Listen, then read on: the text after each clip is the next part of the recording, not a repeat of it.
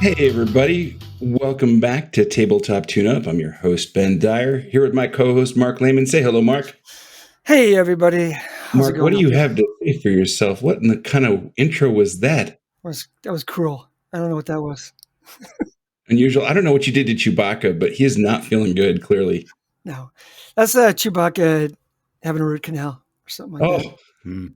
Super cut of everything he had to say in, I don't know what, the first couple of movies. This is kind of in honor of our guest, right? Yeah. Hey guys, we're doing an interview today with one of my good buds, longtime player, friend, and I actually work with him too. So, can you have too much of a good thing? Well, not with Bob Gerard. Yeah. Bob is a guy who has he's done all kinds of great stuff. He does all kinds of stuff with storytelling at work and innovation in corporate learning. He's somebody who's got a podcast that we're going to plug in a little bit here. He's somebody who has had just like this weird confluence of strange experiences. For example, he has watched a movie with Quentin Tarantino. Mm-hmm. He has played D&D at Lake Geneva with, I think, some of the early D&D luminaries. I'll have to confirm that in a moment. So many kind of just strange things that are just so fun. And it was, frankly, he's been a great friend to the podcast. He had originally introduced me to Tad Leckman, who we interviewed a while back. Bob, we are so glad you're here. We're looking forward to this conversation. Welcome. I am super glad to be here. And I got to tell you guys, I did love that introduction, although there was a little bit of an error in the Sherrywood grammar at the beginning. I think. Wow. Yeah, I noticed a little bit of a tense problem in a couple of the lines. But other than that, right on. Spot on. I bet they were hoping we wouldn't notice, but Bob, you did. Yeah, I did. There are those of us who do. So yeah. I am super happy to be here with you guys. This is super fun. Yeah. We're super happy to have you. And you guys, Bob is a huge Star Wars fan. You just went to Star Wars Celebration in Japan, in Tokyo this year? I did. Yeah. What was that like? That was amazing. It was very nerdy and it was very funny because my sister was with me and her husband made some comment that I overheard on the phone about like, what's the nerd quotient here? I'm like, this is coming from a guy who likes to go and watch trains on the weekend, This is like 100% is the quote. Right. Yeah. Exactly. But we all have our different nerddoms. So, don't point fingers, dude. No, God forbid. Well, I'll tell you two things. Is one thing, having it in Japan was great because there was a lot of the Japanese influence on Star Wars that came through. They had this amazing exhibit that Lucasfilm put together that was focused on the Star Wars Visions anime series. Oh, wow. And, they had a lot of like mock-ups or like maquettes from that and costumes where they took the anime costumes and actually created real costumes. They had actors doing cosplay with them. Really, really cool. So there was a lot of different content about the influence of Star Wars and samurai films, particularly on Star Wars. But then in general, the thing that's great about Star Wars Celebrations is they are so connected. Like the community is really rich and everybody just loves each other. They love being there together with other Star Wars fans, and you meet people and you make friends and it's great. And then you all go back to the internet and hiding behind the screens, you all hate each other again, which is it's like a moment Star of Wars peace. fandom in general. Wait a minute. What? Star Wars fandom hates each other? You know what we say about Star Wars? It's like, it's the thing that we love to hate, the thing that we love. Yeah, and I just hate it. No, I'm just joking. I know. Mark has a love-hate relationship with Star Wars. I do. We can get at that another time. But yeah. But Bob, I do love you, so I'm glad you're here. Thanks, Thank same. you. Yeah, it's great to be here. We got all sorts of questions. We want to pry open that brain of yours and find out some secrets of jamming.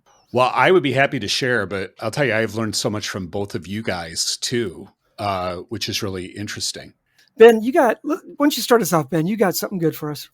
Maybe just to start, a little bit of backstory here, Bob. What was the first RPG that you remember playing? Yeah, the first role-playing game I ever played was Dungeons and Dragons. And it was, I don't know what version you officially call it, but it was the one that came in the box that had the dragon on the front. So it was the white box. Is that the no? It was one? after the white box chainmail 3 booklets, but before the whole red box blue box thing. Oh, okay. Right. So there was a box set. It had a dragon on the front of it.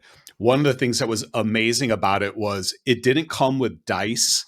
It came with chits, like little squares, like 4 little chits for a D4 and 6 little chits for a die 6, and you cut them out and you put them in a hat, and you would draw out of them to do. That's for some real poor kids. And that's TSR. Well, that's TSR being really, really poor is what it was. That's we couldn't afford to put dice in the kit for, at that gosh. point, which was really funny. But yeah, I started with it. Well, I just love to pretend is the thing that I realized, that I love every form of pretending, just pretending to be somebody who I am not. And that comes through in being a theater kid and just the things that I love to do. So when I heard it would have been like the late 70s, early 80s, that there is this thing called Dungeons and Dragons where you could pretend to be in a fantasy world, kind of Lord of the Rings-esque, Tolkien-esque. I was all for it. I remember spending months trying to find it. Of course, this was before the internet. So you had to call hobby stores and say, do you have Dungeons and Dragons? Usually they were like, I don't know what you're talking about. But fortunately, I grew up in Cary, Illinois, which is far northwest suburbs of Chicago. It is also very close to Lake Geneva, Wisconsin. Yeah, you were right there. We were right there. So, we got to do things like go up to the Dungeon Hobby Shop in Lake Geneva and see Ernie Gygax there and talk with him and things like that. Now, how old were you about this time, if you don't mind me asking? Like, were you in high school? Were you no, it was junior high. Okay. So I was probably 11 or 12 as I was really getting into it. And the honest story is that I bought this first set and I tried to understand the rules and I tried to play. I was just so confused. I could not figure it out. We tried a couple times, never got anything off the ground. But then finally, my sister, the same one I just went to Tokyo with, she and a bunch of her friends started playing Dungeons and Dragons, and she's several years older than me, so they kind of knew what was going on. Yeah. Had a really good dungeon master, and he was willing to let me play. All of my sisters, they would have been 18, 19, 20-year-old friends were cool with a punk kid coming and playing with them. And that's really where I learned how to play Dungeons and Dragons. Going through the keep on the Borderlands. Oh yeah. I played Bosimus, one of the box set characters, and I'll never forget it. So Bob, your parents weren't concerned about you, the satanic panic apparently. Ben and I had to play other games. No, Mark, that's actually a really good question, because my parents didn't know enough about it to be panicked by the satanic until they did, and then it became an issue. My dad, a very conservative Christian, and he took me to my first Gen Con. This would have been, I think, in 80, maybe 81, back when Gen Con was still being held at the University of Wisconsin Parkside, tiny little thing. And he took me up there, and I remember he was starting to get the EBGBs because, there were pentagrams and stuff like that people were selling. And he made some comment about it was interesting except for the demonic stuff. But the first regular campaign that I had got broken up by one of the guys' dads, caught the satanic panic, was like, I don't want you playing it. And that basically destroyed that campaign, which was a bummer. So lived through the whole satanic panic, lived through the mazes and monsters. It's going to drive you crazy. You're going to be Tom Hanks down in the, in the maze and all of that kind of stuff. Well, it took me a while to forgive Tom for that, but we got to move on. Yeah, we do. Let's move on. So you had one of the things that you did as a part of your early fantasy pretend. I don't know if it was D&D related at the time or not, but you invented a fantasy world. And here's what fascinates me. Not that you did that then, but that you're revisiting it now as a campaign, as a world you want to build up and make a part of a modern D&D campaign. So it's cool. And I wanted to ask, like, what is that like? What did you find that you wanted to keep? What did you throw away? What did you have to kind of grow up a little bit? Like, give us a little bit of the backstory on this. Yeah, well, there's kind of two aspects to that, Ben. So I think the original one that you're thinking of was a world called Shaman and Griffic, two countries in a different world. And this was a world that I created with a couple friends of mine from school when we were in 4th grade. So this would have been 77. And, we basically we were gifted kids. So occasionally, like, we would get let out of class to go down to the library and try to stay out of trouble. So we spent weeks where we would just go into the back room with a tape recorder and we would tell stories from Shaman and Griffic. And we invented this entire story. That's amazing. That always kind of clung with me. And so this is such a great story. Is Ben was leading a campaign where he wanted us each to kind of have our own worlds that we were visiting. What is that? It's the Citadel, right, Ben? This is the, Mark, help me out here. Planescape. Oh yeah. Sigil. The Sigil. And so I said to Ben, like, I want to play in this world. I want to build out this world. And it's kind of a little bit of a Narnia feel to it, because that's what I was really into when I was in 4th grade, a little bit before I started reading The Hobbit and Lord of the Rings. Sure, yeah. And so a little bit of the softer fantasy with talking animals and things like that. But by the way, I'm just going to insert this real quick. Can we just be thankful that George R. R. Martin was not putting out books at that point that you were going to read? Oh my gosh. I know, right? I mean, honestly, mine would have been like The Road Warrior. I was super obsessed with post-apocalyptic Mad Max, even as a little kid. So, Narnia it's so perfect for you, Bob. It was great. But so, what we did is we played. So Ben DM'd this, he kind of got some of the beats from me and he DM'd this, and he did such an amazing job of basically putting a bow on this story that I started when I was in 4th grade. And, I don't know if you know this, I got really emotional at the end of that, Ben. Oh, like I was totally choked up. It really, really hit me a big impact. So that's great. So that was great. But then I have been working for 20 years on a story. The pitch for this sci-fi story is that a kid is obsessed with a fantasy video game. It's like an adventure game. It has multiple parts. And at the end of one of the games, it's a cliffhanger. And, so he's totally on the edge of his seat. And then the next game doesn't come out. And so he's trying to figure out, like, what the heck is going on. He visits the developer of this computer game. It's like a single author. And that's where he learned that the fantasy world is actually a real world. And this guy who creates the video games has a way to get into that world and watch what's going on and then turn it into a video game. But in the world, the hero actually got captured and is stuck in there. So he can't go on with the game until this sounds like such a perfect Kids on Bikes game.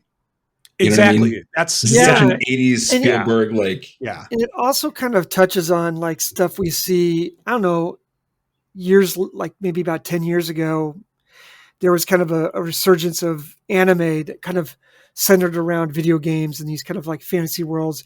This kind of sounds like it predates some of that stuff. A little bit. Yeah. Yeah. A little bit. Interesting. So that world is the world of Antera I created. I called it that. And then my same sister, this is the third time I'm mentioning her. I'm going to have to tell her to listen to this podcast. I don't know if she does. She used that name to write her first novel that was basically her master's thesis for her communications master's. And And then she never got it published. And I told her, if you don't work to get that book published, I'm going to take the name back. And she never got it published. So I've taken the name back. And now I'm taking that world of Antera. And that's the world that we're playing the current campaign on, that I'm running with Ben and my 2 boys and another friend of ours from work. This is all copyrighted stuff, folks. Don't even try it. That's great. But I am in that game. I am exploring. I don't want to say too much because Ben's part of it, but I am exploring the adventures that I played as a kid. There's kind of a secret, very narcissistic flow to this whole world that I'm creating. I'm wondering now if I should kind of lean into a little bit of that kind of, 80s kid behind the avatar kind of thing, like what if it was some kid in his basement in the 80s, like playing the character that I'm playing in that game? Yeah, maybe you should. You should. We'll it's not clear. It's not really clear exactly what's going on. It's a little bit different than a normal D&D game because it's D&D. It's not D&D. So we can see that you're like really into storytelling. I mean, obviously you've created this kind of realm. Storytelling is a big part of your life. Absolutely. You obviously do it in as a professional. I incorporate it wherever I can. Yeah, basically. Yeah. Mm-hmm. So what tips would you give to our GMs out there? Like, what do you find to be very useful for us out there? Yeah, it might sound a little cliche, Mark, but when I discovered Joseph Campbell in The Hero's Journey, and then I found another author, this guy named Don Miller, who kind of got obsessed with that and obsessed with storytelling. And I worked with him at my company to create a course where basically, how can you as an Accenture, that's the company that Ben and I work for, how can you as an Accenture person use the concepts of telling a good story to do a good job of living a satisfying life and making a satisfying career? And it was all really based on the hero's journey. And the way I summarized it for that class, which is what I have stuck with, is that a good story is about a hero who wants or needs something and has to overcome conflict to get it. Yeah. At Accenture, I usually say challenges because when I say conflict, that usually people interpret that as meaning you have to get into an argument with somebody. But no, it's really just anything that's standing in the way of you and what you need. And the story is about making sure that you understand who that character is, what their goals are and what they need, and then throwing the obstacles at them and making those interesting, satisfying things, making it a continual build. The old cliches about a story has a beginning, a middle, and an end that we all learned in grammar school, those totally apply. In the beginning of any story, you've got to know who is that hero, what is it that they want, what is it that they need, and you have to understand, I call it the hook. You've got to see the point where the hero decides, I am going to go after that. I am going to stop resting on my laurels and I'm going to go after what I need, no matter what the cost is. And then the second act, the middle of the story, it's all of those challenges. And then finally, hopefully a satisfying resolution where the hero gets what they want, or maybe they don't get what they want and it's a cautionary tale. So that's the way that I think about stories in general. That's the framework that I used it. That I use that with, and so that helps me with everything I do, story related. Yeah, and with like role playing games in particular, you're not just focusing on a hero's journey. You're focusing on heroes' journey, like right. multiple. So the balance is kind of like having these individual storylines, but yet having a group storyline. What a challenge, and what a fun challenge to have. Yeah. Now, the thing that's interesting, because I did want to come back to, though, about the idea about how much I have learned from you guys, is I did a whole bunch of D&D in junior high, and we're talking, pre-version 1, not even Advanced Dungeons and Dragons. It was a kinder, simpler day of Dungeons and Dragons. It was a lot of like, a combat is roll a 20-sided die. Do you hit? What's your damage? That's it. Like nothing else, right? All theater of the mind. Absolutely no. There's no bonus actions. There's no reactions. There's no bonus. Yeah, like it's all very simple. And then I was away from it for a while. I always kind of kept in touch with TTRPGs, and I got the rules for Paranoia. I, of course, got the rules for the Star Wars role-playing game. But I, in general, couldn't find people to play with for the most part. Oh, no. No, right. And so it wasn't until I started playing with you guys again that I've really started playing modern Dungeons and Dragons. And so I've just learned a lot about it from you guys. But, you know, you can tell on a Monday night when I play, I still don't have all of the rules completely figured out. Oh, Well, Bob, you do know how to cast a killer moonbeam. So, I mean, That is that'll true. see you through a lot of trouble. That That is will. true. And we had been. Let's transition over to talk about. I want to talk about Star Wars Sure. Oh, yeah. because we're here with one of the biggest Star Wars fans I know. Ben, take us with us. Go with us, Ben. Oh, yeah. Look, hey, so here's the thing about Star Wars. Star Wars is fully about telling amazing adventure stories. And Bob, on your podcast, let's take a moment and plug that. Everybody thanks. out there, go check out Short for a Stormtrooper, which you might think is a weird name for a podcast, but A, it gets you the Star Wars reference, and B, it tells you the most important thing about this podcast is that in 15 minutes or so, it's over. Now, Yep.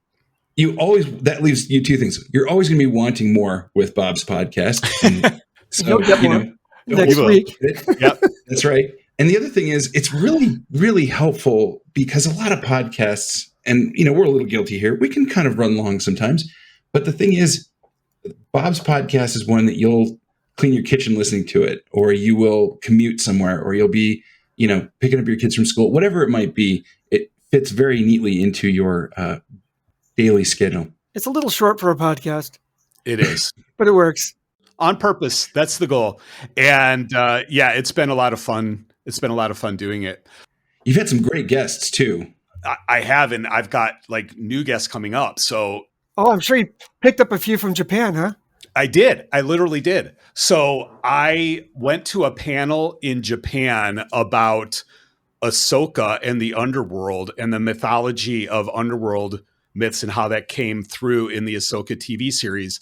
It was led by a guy named John Booker, who is the director of the Joseph Campbell Foundation, and Marie Claire Gould, who runs a podcast called What the Force that focuses on Star Wars and mythology. What a great name. It was great. It was a super great panel. So I went up afterwards to John. I was like, hey, do you want to come be on my podcast? And he was like, yes. And so I interviewed him last week, and that's what I'm currently running on my show. I just aired the first of it's going to be a 3-part interview with John. Oh, fantastic. Which is great. And then tomorrow I am recording what will be the episodes that come after that, where I'll go ahead and spoil it on your guys' podcast. So breaking news, but this is with E.K. Johnston, who is a genre writer. She's written 4 Star Wars novels. She wrote the Ahsoka novel, and she wrote 3 novels about Padme. And she's written a bunch of other books, in a bunch of other IP settings. And I'm interviewing her tomorrow. And so that's really exciting. Fantastic. Starting to get like real people who create real Star Wars. Real stuff. Stuff that is let's, canon. let's not forget the not real people too, because the fans I find sometimes have just no, I'm serious. Totally. Fans are not real people. Like, I find that some of the fans, like some of the people we interview, who are just GMs out there, we find them to be just as interesting as those who maybe have well-known names. Absolutely. So, and there's no knock on fan fiction. I think E.K. Johnston, that's how she got her start, was doing fan fiction. And, interesting. And then that moved on. I'll talk to her about it tomorrow and I'll know for sure. Hey, everybody, this is your host, Ben Dyer, and I'm here in the edit. I wanted to let you know we had a great talk with Bob Gerard, and boy, did it go quite a bit longer than our usual episodes. So we're going to make this a 2-parter. Tune back in 2 weeks when we will give you part 2 of our interview with Bob Gerard. We'll talk about fan fiction. We'll keep talking about Star Wars. We've got so much more to share.